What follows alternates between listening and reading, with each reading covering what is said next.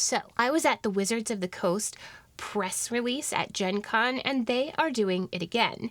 The Forgotten Realms is getting yet another makeover. Hi, all you beautiful disasters out there. I'm Bettie Rage, your favorite nerdy goth mom in this hot mess. Well, this is Lashes and Lore, the only show where I spill unhinged D&D history and lore while I try to blend my eyeshadow and my feelings together as one. So, if you've ever been personally victimized by a timeline reset or a god reboot or the Sword Coast just being the center of the damn universe, just wait until you see what they're doing next. And if you're ever wondering what I'm slathering all over this chaotic mug of mine, I do have a product list in the description down below. I just need something to do with my hands while I dump 50 years of lore into your soul. Okay, here we go. So, grab your eyeliner and light yourself a black flame candle because we are about to descend into the most overpopulated, overwritten, and overdramatic setting in all of Dungeons & Dragons.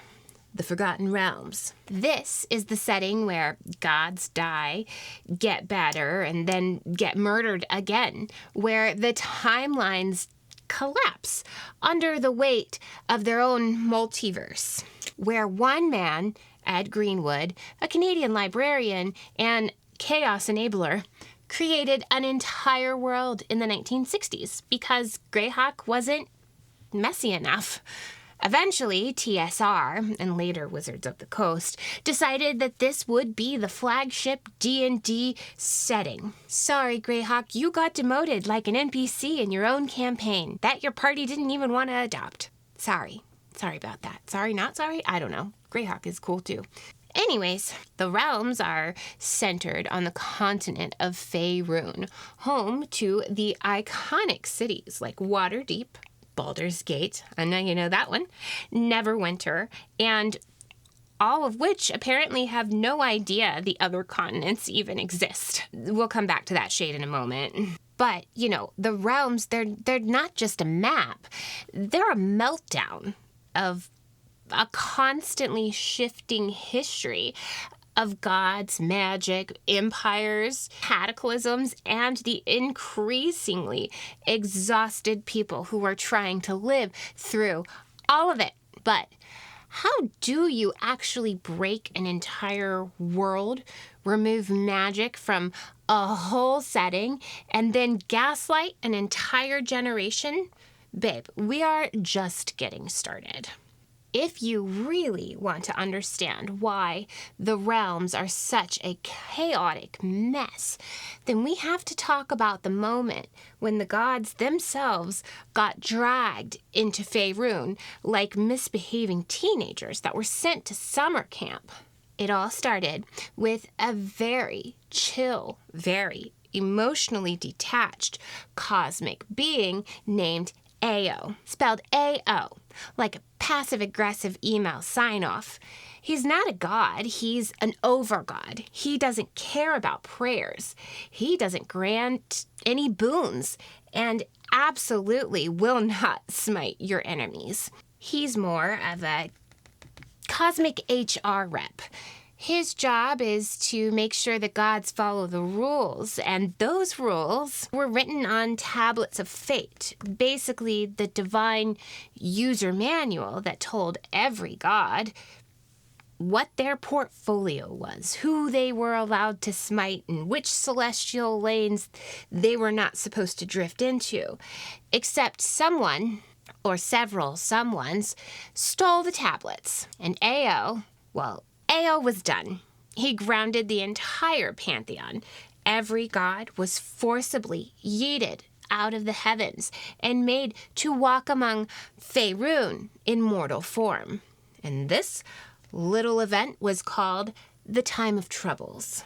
But honestly, it was more like a divine reality TV show titled When Gods Go Feral. So during this time, several gods just died. Like, permanently. Merkel, the god of death, got obliterated. Baal, the god of murder, left behind a very inconvenient child or two. And Mystra, the goddess of magic, well, she got blown up, and with her, the weave. What's the weave, you ask? Well, it's basically the magical Wi-Fi of all of D&D. Mystra is the router. No Mystra, no connection. Just a blue screen of death vibes for every wizard and magic user on the planet. And you know who didn't die during all of this? Elminster, because of course he didn't. But he did have a little magical mental health crisis, you know, as one does. And he wasn't alone in his little mental health crisis. Any one of the rest of Mystra's chosen also kind of glitched. The realms were never really the same, and this was the first time that the weave broke, but it would not be the last. But what happens when magic itself catches its own disease and almost obliterates an entire world? Well, let's talk about the blue flame dumpster fire that 4E unleashed. A lot of people have a lot of big feelings about this era of the Forgotten Realms, and you know what? That's okay. We do need to talk about our feelings. Let's talk about the Spellplague. When the weave got infected, Mystra's dead again. And here's how this one happened. Mystra got murked, this time by Cyric, the god of lies and knives, with some encouragement from Shar, the goddess of darkness, trauma, and therapy bills. Without Mystra, though, the weave shattered. And wild magic erupted like arcane lava all over the place. And without Mystra, the magical infrastructure of reality does what an emotionally fragile arcane web might do. It snaps. This triggered the Spellplague. And my sweet, sweet loves out there, this was no ordinary magical oopsie-whoopsie. This was pandemic-level arcane horror. Magic didn't just stop working, it mutated. It broke physics. It infected people. It turned cities into glitching nightmares of blue fire and floating stones. Entire nations were wrecked. I forgot to put my foundation on. I got ahead of myself. I forgot to put on my foundation, so we're going back a little bit. Anyways, rewriting my timeline too, right? Okay. Entire nations were wrecked by this. Halrua exploded in a storm of blue fire. Maztica was swallowed into a beer. Chult, another city, place, shrank down. Like, entire regions were just completely rewritten. The continents of Toril and Abir merged, meaning a whole bunch of dragon overlords and elemental horrors just spawned, like a cursed expansion pack. Some spellcasters caught what you call plague fire. It's a magical infection, and they just became terrifying monsters. Others they just disintegrated. Magic items just exploded. And the Shadow Weave tried to trick and hijack reality. You remember Abir, the twin world separated at cosmic birth? Well, it just plopped back into Faerûn like an uninvited roommate, bringing all of their dragon overlords with them. There was that. I mentioned it a bit before, but yeah. Meanwhile, the gods scrambled. Some ascended, some vanished, and some quietly reinvented themselves like they were updating their LinkedIn profiles. And then mortals, they were just told to adapt. As if blue fire infections and reality tears were just, a fun little side quest. The realms during this time became unrecognizable culturally, geographically, spiritually. It was a full rebranding with trauma as its main logo. But what happens when even this goes too far? When the realms itself needs to be rescued from its own retcon? That's when we have the Second Sundering. So the Spellplague turned the Forgotten Realms into a flaming blue disaster spiral, complete with cursed landscapes, new continents, and gods changing job titles like they were in a startup pivot. And then Wizards of the Coast did something unprecedented. They said, oops. Enter the Second Sundering. The Second Sundering was a sprawling, in-game retcon that doubled as a real-world reset. This wasn't just a lore blip, it was a multi-novel event. Yes, they made the authors clean up the mess. Salvatore, Greenwood, Kemp, and friends. It was an arc that said, please forget the last 100 years, we are so sorry, come back and play our game. But what actually happened? What is the lore we're going with now? Well, AO reforged the Tablets of Fate, the Divine HR rulebook, to rebalance the gods and the mortals. Abir and Toril separated again. The roommate situation didn't work out so much. And then Mystra came back. Third time's the charm. The weave stabilized. Whole cities got reslotted where they belonged. Gods were demoted or re-promoted or quietly shuffled off screen like a bad cast member in any reboot. Even timelines were edited with heavy air quotes around making sense. But what it really was an invitation to forget, to smooth over the jagged edges of 4th edition, that era that most people want to forget. Most people. If you don't, then that's fine. Whatever. This was all in an effort to recenter the Forgotten Realms as the default setting for the 5th edition of Dungeons & Dragons. What did all of this mean for players at the table, and what is still broken at this time? Well, let's talk about fallout and controversy, because I love some good tea. Let's call it what it is. The Realms has commitment issues. The community felt the effects. And the Spellplague, it alienated players.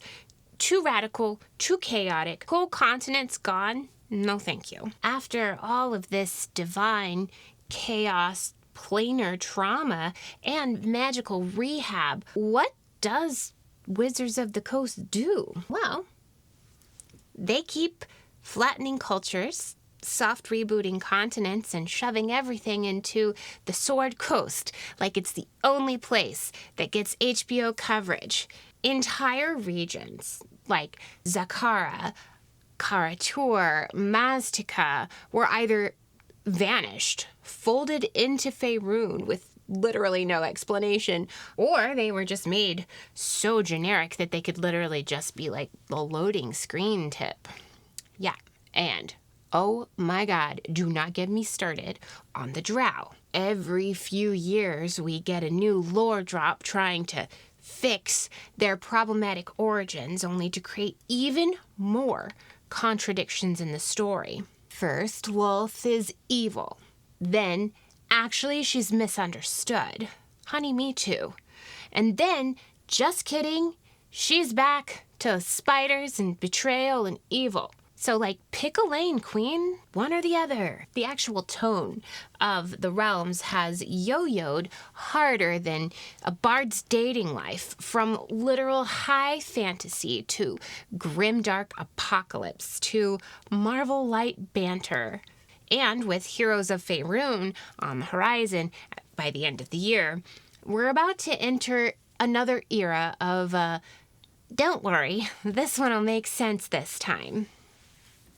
Sure hope so. But if you rewrite a world enough times, do your characters and players just eventually stop trusting it? Well, if you are a dungeon master and you're going to be running games in the Forgotten Realms, use things like Spellplague Ruins or Sundering Aftershocks as adventure hooks.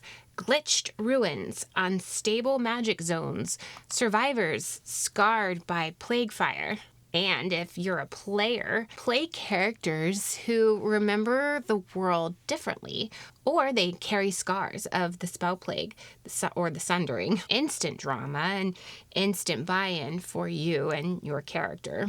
And for both DMs and players going to the Forgotten Realms, lean into the chaos. These events are narrative gold for telling stories about resilience, memory, and surviving divine pettiness. And of course now we're into the world of D&D 24, the next wave of stories. And we're getting a whole new suit of rule books and shiny narrative. And listen, I am not saying that I am mad that they're doing it again. I'm actually pretty stoked about it. I'm just saying that if you're going to reboot a world this many times, I deserve a lore support hotline and free makeup palette named Mystra's Last Nerve. Okay? Looking at you, Watsy. Okay. Wizards of the Coast says that this time the stories will be more modular, tone consistent, and inclusive. Great. Just remember that this setting already died, resurrected, merged, exploded, and split again. So don't gaslight us, darling. Call it what it is. Another era, another patch, another timeline full of potential, held together with spell slots, duct tape, and vibes. And I'm here for it. So here we have our final little Faerûn look. Sometimes I feel like I'm held together with spell slots, duct tape, and vibes. Anyway, the Forgotten Realms isn't just a D&D setting. It's a drama magnet, a pantheon soap opera, and a chaotic magical filing cabinet that someone keeps shuffling every few years. And we are just trying to find a story that makes sense inside of it. Thanks for spending some time with me today for some lore tea. If you enjoyed this video, you should check out this one that I did here on the weave. Yeah, I went all in on the one thing. Make sure you join my free Patreon. Link is down in the description below. I'm Betty Rach, your favorite nerdy goth mom, and this is Lashes and Lore, where the lore is deep, the eyeliner is deeper, and we're all just trying to survive the vibes. Be good to each other, love each other, and as always, free mom hugs from me to you. Bye. I'll see you next time.